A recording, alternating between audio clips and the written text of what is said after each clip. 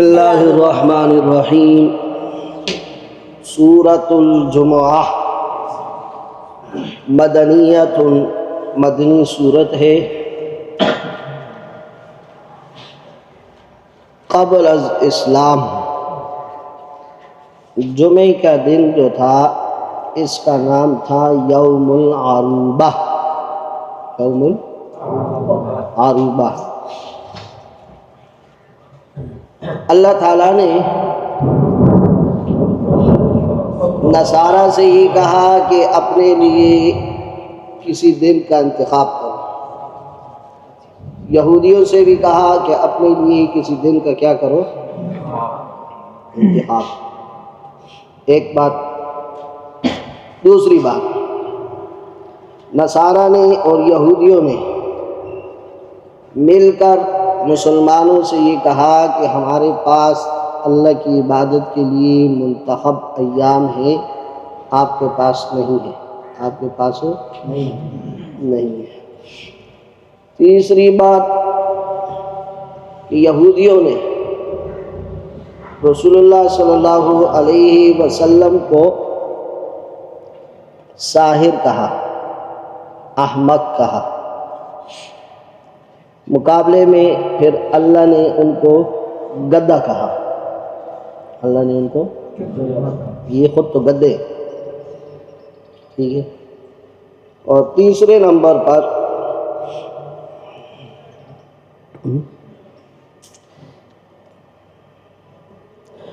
ان لوگوں نے یہ کہا، یہودی کہنے لگے وَقَالُوا لَن تَمَسَّنَا النَّارُ إِلَّا أَيَّامًا مَّعْدُودَةً، کہ ہم اللہ والے لوگ ہیں، ملت ابراہیمی پر چلنے والے لوگ ہیں، ہمیں جہنم کی آگ نہیں چھو سکتی، جنت ہمارے لیے ہی بنی ہوئی ہے، ہم ہر حال میں جنت میں جائیں گے۔ اور اگر وہ کہتے ہیں انشاءاللہ، اور ہم اپنی بات نہیں کر رہے ہو بھائی، یہودی کہہ رہے تھے۔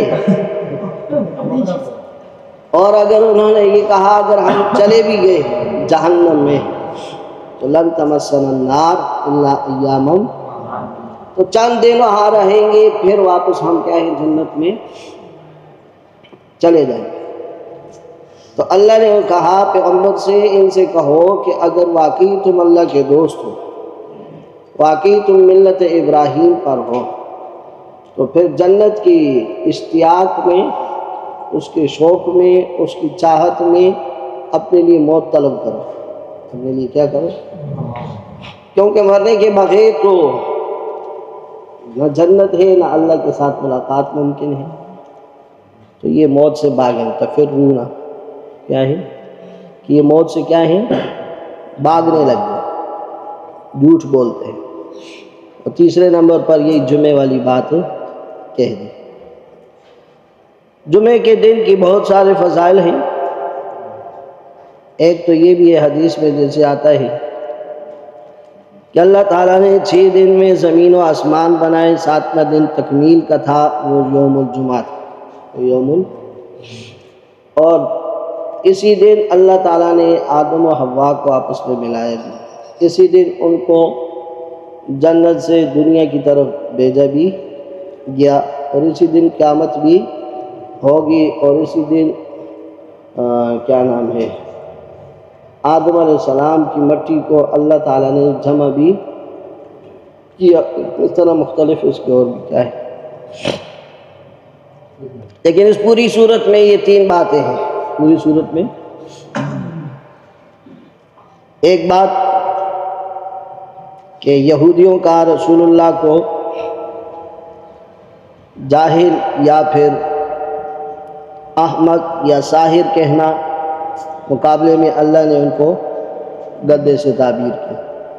اور دوسرا، ان کا اللہ کے دوست ہونے کا دعویٰ کرنا، اللہ نے ان سے کہا ان سے موت کا کیا ہے، مطالبہ کرو۔ اور تیسرا، جمعے کے دن کی فضیلت کہ جیسے ان کے پاس ایام تھے، انہوں نے کہا ہمارے پاس ایام ہیں، تو ایسے بھی پھر اللہ نے رسول اللہ کے ذریعے سے صحابہ کرام سے یہ کہا کہ اپنے یہ دن کا انتخاب کرو۔ صحابہ نے پھر کیا کیا، جمعے کے دن کا کیا کیا، انتخاب کیا۔ یسبح للہ، تسبیح بیان کرتی ہے جی للہ اللہ کے واسطے، ما فی السماوات جو کچھ آسمانوں میں ہے، وما فی الارض اور جو کچھ زمین میں ہے۔ کئی دفعہ اس کی وہ تفسیر گزر دی ہے۔ الملک جو بادشاہ ہے جی، زمین و آسمان کا وہ بادشاہ بھی ہے، ہر چیز کا وہ کیا ہے؟ القدوس پاکیزگی والا ہے جی، العزیز زبردست ذات ہے جی، الحکیم حکمت والی ذات ہے جی۔ هو الذی بعث فی الامیین، وہ ذات ہے کہ جس نے بھیجا فی الامیین ان پڑھوں میں رسولا، ایک رسول جی، پیغمبر جی، منہم انہی میں سے، یتلو علیہم تلاوت کرتا ہے ان پر آیاتی اللہ کی آیات کو، وَيُزَكِّيهِمْ اور ان کا تزکیہ کرتا ہے جی، وَيُعَلِّمُهُمُ الْكِتَابِ اور ان کو تعلیم دیتا ہے کتاب کی جی، والحکمت اور عقل مندی کی باتوں کی، وَإِنْ كَانُوا مِنْ قَبْلُ لَفِي ضَلَالٍ مُبِينٍ اگرچہ وہ اس سے پہلے کھلی گمراہی میں تھے، یعنی ایک لمبا عرصہ گزر چکا تھا تورات اور انجیل کے بعد، عیسیٰ علیہ السلام کے بعد آپ رسول اللہ کی بعثت تک، تو اس کے اندر یہ لوگ کھلی گمراہی میں کیا ہو گئے تھے؟ پڑ گئے تھے۔ انسانیت بالکل کیا ہے؟ ہلاکت کے کنارے پہ جا کے کھڑی ہو گئی تھی، انسان کو انسان بھی نہیں سمجھا جاتا تھا۔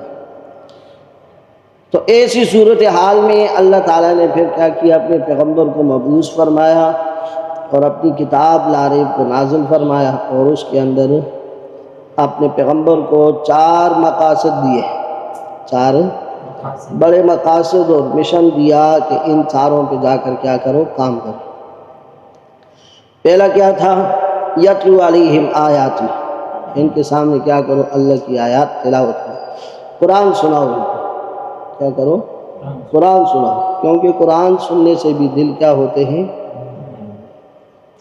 اور ہر بات ہر کلمہ اپنے اندر اثر رکھتا ہے، ہر بات ہر کلمہ، انسان کی بات دوسرے انسان پہ اثر انداز ہوتی ہے، اچھی بات ہو تو اچھا اثر دکھاتی ہے، بری بات ہو تو میں جو باتیں کر رہا ہوں آپ پہ اس کا اثر ہو رہا ہے۔ اب اچھی باتیں ہیں تو اچھا کیا ہے؟ اب گالوں گلوچ شروع کر دوں تو اس کا الگ سے ایک دوسری طرح کا کیا ہوگا؟ اثر ہوگا۔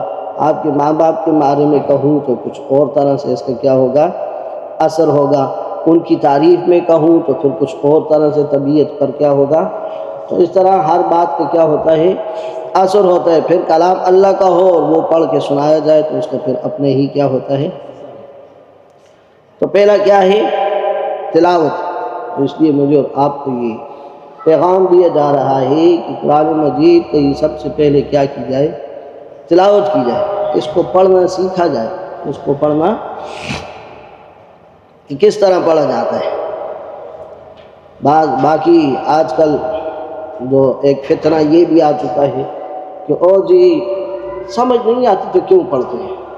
سمجھتے نہیں تو قرآن کو بغیر سمجھے پڑھنے کا کوئی فائدہ نہیں، یہ وہ کتاب ہے جس کو سمجھ کے پڑھو تب بھی فائدہ ہے، سمجھ کے نہ پڑھو تب بھی کیا ہے؟ فائدہ ہے۔ جس کو دیکھ کے پڑھو تب بھی فائدہ ہے، جس کو زبانی پڑھو تب بھی کیا ہے؟ فائدہ ہے۔ جس کو چھو کر پڑھو تب بھی فائدہ ہے، بغیر چھوئے پڑھو تب بھی کیا ہے؟ فائدہ ہے۔ وضو کے ساتھ پڑھو تب بھی فائدہ ہے، بغیر وضو کے پڑھو تب بھی کیا ہے؟ فائدہ ہے۔ ہاں وہ چھونے کی الگ بات ہے کہ اس کے لیے وضو کیا ہے؟ بہرحال تو یتلو علیہم آیاتہ ویزکیہم، تو جب آیات تلاوت کی جائیں گی اس سے دل نرم ہوگے، اس سے کیا ہوں گے؟ نرم ہوں گے، تو پھر اس کے بعد دل صاف ہوں گے، دل بھی کیا ہوں گے؟ صاف ہوں گے، دل کی زمین بنے گی، دل کی زمین اس سے کیا ہوگی؟ وَيُعَلِّمُهُمُ الْكِتَابَ اور ان کو کیا کرو جی؟ کتاب کی تعلیم دو۔ اب جب انہوں نے پڑھنا سیکھ لیا، ناظرہ سیکھ لیا، ہاں تلاوت سیکھ لی، تو اب ان کو سکھاؤ کہ اس میں اللہ کے کیا احکامات کیا ہوئے ہیں؟ بیان ہوئے ہیں، اس کا ترجمہ کیا ہے، اس کا مطلب کیا ہے، اس کا مقصد، والحکمت اور حکمت کی باتیں تشریح کے ساتھ سمجھاؤ، تشریح کے تفسیر کے ساتھ سمجھاؤ، دانشمندی کی باتوں کے ساتھ سمجھاؤ، اپنے سے کوئی تفسیر نہ کرے، اپنے سے کوئی باتیں اس میں نہ ڈالیں۔ وَإِن كَانُوا مِن قَبْلُ لَفِي ضَلَالٍ مُبِينٍ، اگرچہ لوگ اس سے پہلے کیا تھے جی کھلی گمراہی میں تھے۔ وَآخَرِينَ مِنْهُمْ، اور دوسرے بھی ان میں سے، لَمَّا يَلْحَقُوا بِهِمْ، جو ابھی ان کے ساتھ ملے نہیں، جو ابھی ان کے ساتھ، یعنی موجودہ جو لوگ آپ کے آس پاس دائیں بائیں ہیں ان کے اوپر فی الحال محنت کرو، ان قریب وہ زمانہ آنے والا ہے کہ یہ باقی جو دائیں بائیں بڑی بڑی ریاستیں ہیں، بڑی بڑی کیا ہیں سلطنتیں ہیں، یہ بھی آ کر اس میں کیا ہے مل جائیں گی۔ روم بھی مل جائے گا، فارس بھی مل جائے گا، چین بھی مل جائے گا، ہندوستان بھی مل جائے گا، پاکستان بھی، تو یہ سارے پھر کرتے گئے آہستہ آہستہ سارے ساتھ اسلام غالب ہوتا گیا اور ہر طرف قرآن پھیلتا گیا۔ وَهُوَ الْعَزِيزُ الْحَكِيمُ، اور وہ زبردست ہے جی حکمت والا ہے۔ لہذا قرآن کا بھی یہی مشن ہے کہ سب سے پہلے کیا ہے، وَأَنذِرْ عَشِيرَتَكَ الْأَقْرَبِينَ، پہلے اپنے عزیز رشتہ دار، یا ایھا الذین آمنوا قوا انفسکم وأہلیکم، آپ خود کو بچا پھر اپنے گھر والوں کو بچا، پھر اس کے بعد کیا ہے وَأَنذِرْ عَشِيرَتَكَ الْأَقْرَبِينَ، پھر اپنے دائیں بائیں عزیز رشتہ داروں کو بھی کیا کر اس سے بچا۔ پھر جب وہ سارے ہو جائیں گے تو پھر خود بخود وآخرین منہم لما یلحقوا بہم، پھر اس طرح ساتھ ساتھ سارے ملیں۔ ذالک فضل اللہ یؤتیہ من یشاء، یہ اللہ کا فضل ہے جی جس کو چاہے عطا کر دے۔ یہ بڑی کیا ہے دین دار لوگ یا دین والا کام جو ہے قرآن کا جو کام ہے یہ اللہ کا کیا ہے فضل ہے۔ واللہ ذو الفضل العظیم، اور اللہ کی ذات بڑی فضل والی ہے جی۔ مثل الذین، اے مثال ان لوگوں کی، یہودیوں کی، بے ایمانوں کی، حملوا التورات، جنہوں نے اٹھا رکھا تھا تورات کو جی، تورات ان کو اللہ نے دی تھی لیکن ان پہ وہ بوجھ رکھا گیا، لیکن ثم لم یحملوها، پھر نہیں اٹھایا انہوں نے اس کو، عمل نہیں کیا اس پر عمل انہوں نے نہیں کیا، تو ان کی مثال کیا بنی؟ کمثل الحمار، جیسے کی مثال ہے اس گدھے کی، یحمل اسفارا، جس پہ کتابیں لاد دی گئی ہوں، جس پہ کیا ہے اس کے پیٹھ پر کتابوں کا بوجھ لاد دیا گیا ہو، اور وہ کیا ہے اسے فکر ہی نہیں ہوتی۔ گدھے کو کیا لگا کہ میرے پیٹھ پر کیا ہے بڑی بڑی بخاری شریف پڑی ہوئی ہے، مسلم شریف پڑی ہوئی ہے، مشکات شریف پڑی ہے، قرآن مجید کے یہاں ہے تفاسیر پڑی ہوئی ہے، اس نے تو پھر بھی دعا کھوتی دیکھنی اور پھر اس نے کیا کرنا ہے دعا کرنا ہے۔ کھوتی آگے سے ہزار دفعہ کہے گا تیری پیٹھ پہ کیا پڑا ہوا ہے، اس نے پھر بھی اپنا عضو تناسل کو کیا کر دینا ہے اپنی پیٹ کے ساتھ لگا دینا ہے، پورا خنجر ہوتا ہے اتنا لمبا نا اور اسے لگا دینا ہے، اسے کیا لگا؟ یا لوگ چیخے مارے ہو بھائی شرم تجھے نہیں آتی ہے، یہ ہو گیا وہ ہو گیا، لیکن چونکہ اس وقت اس کے علم میں تو نہیں ہے کہ واقعی میں کیا ہوں، اتنا معزز آدمی ہوں، میری وجہ سے ان کتابوں کی بھی کیا ہے حرمت پامال ہوگی، اور ان کتابوں والے جو لوگ ہیں ان کی بھی حرمت کیا ہوگی، یہ تو گدھا ہے۔ تو ایسے ہی جب انسان کے اوپر بھی اتنا بوجھ علم کا لادا کیا ہو اور اس کی حرکتیں اسی گدھے والی ہوں تو پھر اس کو کیا کرو۔ دوسرا آدمی دیکھتا ہے کہتے ہیں یار اس کو شرم بھی نہیں آئی، اس نے دیکھا بھی نہیں، یار اس کو تھوڑا فکر کرنی چاہیے تھی، اتنا پڑا ہوا تھا فلاں تھا فلاں تھا۔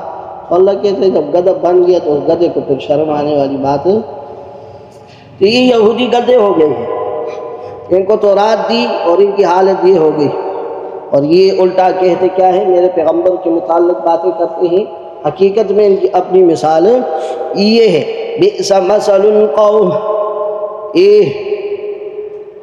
بہت بری مثال ہے ان لوگوں کی الذین کذبوا بآیات اللہ، جنہوں نے اللہ کی آیات کو کیا کر دیا جھٹلا دیا۔ واللہ لا یہدی القوم الظالمین، اللہ تعالیٰ ظالم قوم کو کیا ہے جی ہدایت نہیں دیتے جی، تو ظلم کرتے ہیں، تو ظلم کیا ہے اللہ کے ہاں مبغوض ترین فعل ہے۔ نمبر 2، قل اے پیغمبر کہہ دیجئے یا ایھا الذین ہادو، اے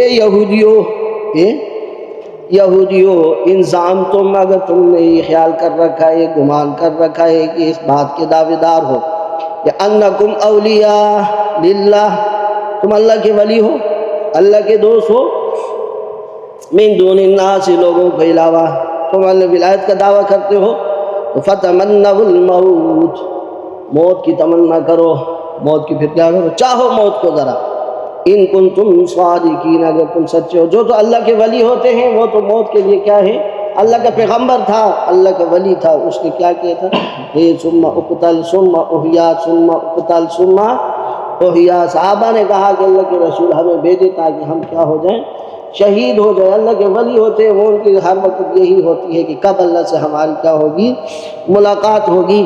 اگر آپ بھی اللہ کے ولی ہونے کا دعوے دار ہو تو پھر ذرا کرو تمنا، فتمنوا الموت، موت مانگو اللہ سے۔ ان کو پتہ تھا کہ ہم مانگتے ہیں تو وہ کام ہو جاتا، وہ کام پھر ہو گیا تو کیا کریں گے۔ فتمنوا الموت ان کنتم صادقین، اگر تم سچے ہو۔ ولا یتمنونه ابدا، کبھی بھی یہ موت کی تمنا نہیں کریں گے۔ کیوں؟ بما قدمت ایدیہم، جو کچھ انہوں نے آگے بھیجا، ان کو پتہ ہے ہمارے کرتوت کیسے ہیں، ہمارے افعال کیسے تھے، اعمال کیسے تھے، اس کے بدلے میں تو مار پڑیں گے، اس لیے موت کی تمنا نہیں۔ واللہ علیم بالظالمین، اور اللہ خوب جانتا ہے ظالموں کو۔ جی قل کہہ دیجئے پیغمبر، ان الموت، بے شک موت، الذی تفرون منہ، جس سے تم بھاگ رہے ہو، فإنہ ملاقیکم، وہ تم سے آ کے ملے گی، چھوڑے گی تو نہیں، ہر حال میں تم تمنا کرو یا نہ کرو ایک دن مرنا ضرور ہے۔